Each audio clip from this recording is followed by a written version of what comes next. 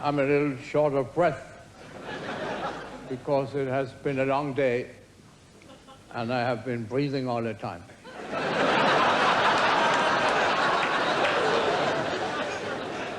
Do you care for piano music? Too bad. Well, it is always a big question for me to choose something to play. But I think I will talk a little and play a little about Mozart, the Danish composer, Hans Christian Mozart.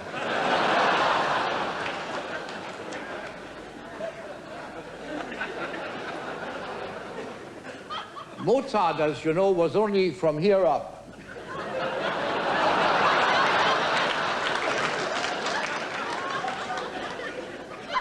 He was what we call a bust. But in spite of that physical handicap,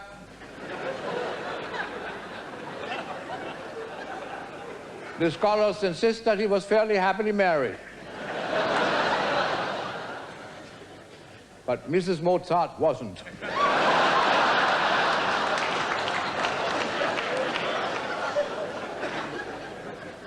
She went all the way to the floor.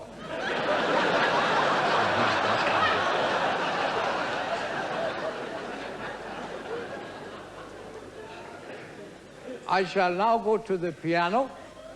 You didn't think we had one. We might not. I told you. Well, if the piano went up there, I would go up with it.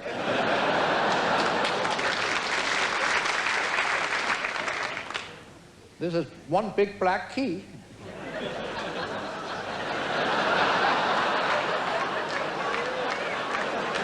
Oh, I'm sorry. This is a wonderful piano. It's a shame these big fat opera singers always lean against them and bend them, isn't it? A shame. These are heavy arias. And now,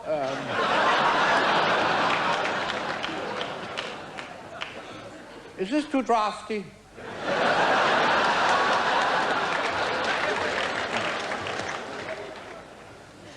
Pardon me for sitting down, but it's...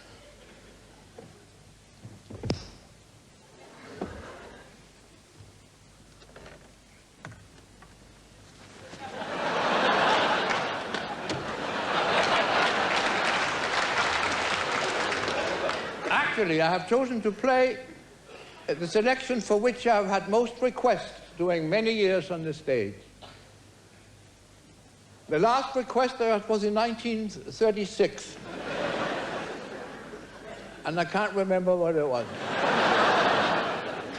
There are three things. There are three things I can never remember.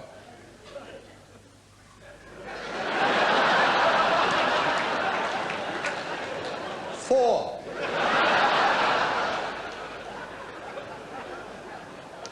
I'm going to play a Viennese waltz by a Viennese composer, Gärtner. When you hear this, that is the introduction to the waltz. Then when you hear this,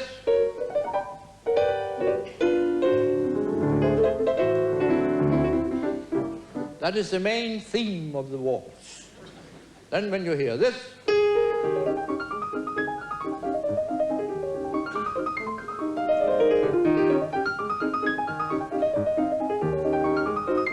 then there is definitely something wrong.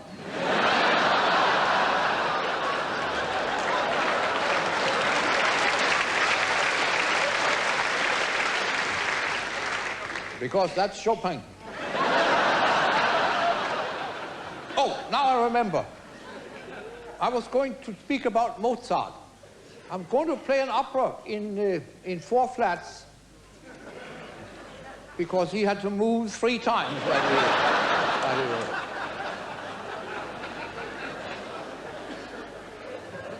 It's a short opera. Actually, Mozart wrote it, but he had Salieri's name on it. That's not the point. I wonder what that thing is for here. Millions of people don't know what this thing is for. Unfortunately, I happen to be one of them. Now, anyway, it is a very short opera. It is only in one act. It begins when the curtain rises, otherwise you couldn't see a thing. On the stage are two large trees, one on this side and one on the other side. First, the tenor comes in. He's supposed to meet his soprano, who hasn't arrived yet, of course. And when she comes in later, she can't find him because he has hidden himself. Hidden. Now, we're talking about Mozart, not hidden. Behind the tree. Now, she hides behind the other tree because she wants to surprise him when he comes in later, which she doesn't because he's there already. It's very difficult. It's a cute plot, so to speak. Now the chorus comes in, but nobody knows why except Mozart, and he's dead.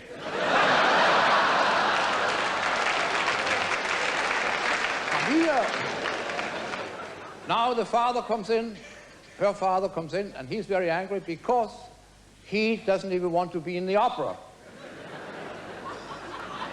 Yeah, he hates opera, he hates music, and he decides he must die. She dies, and the curtain falls, but not hard enough.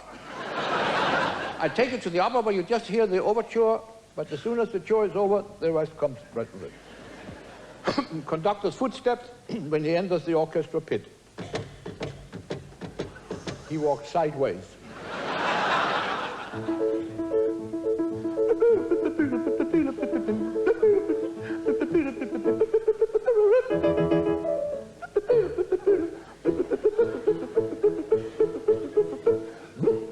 The conductor is a little hoarse.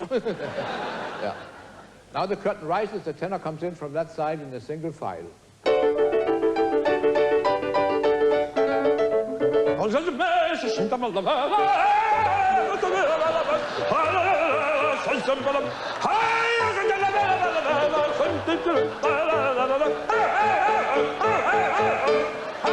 And he goes behind the tree right away.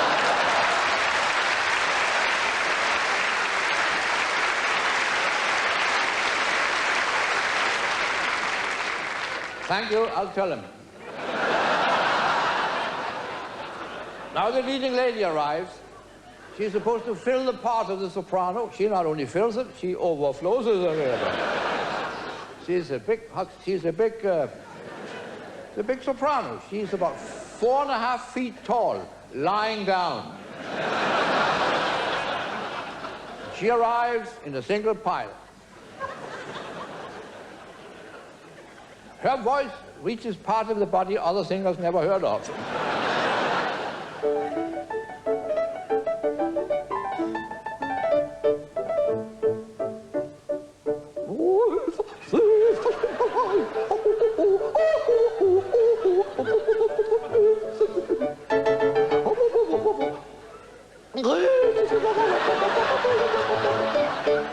And she goes behind a tree and surrounds it completely. Now, while you were laughing and applauding, the chorus has been in and out, and yes,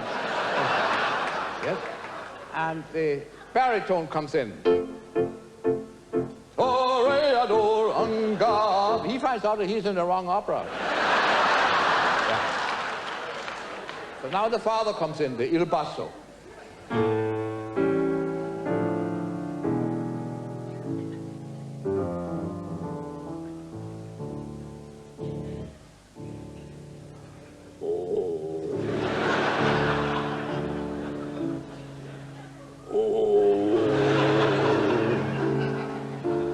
Nicht meine Herren aufrichten in die Erde.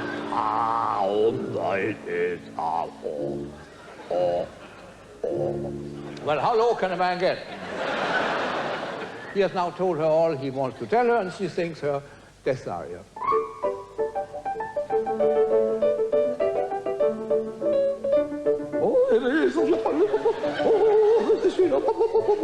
To make a long story short, she dies by stabbing herself between the two big trees there on the stage.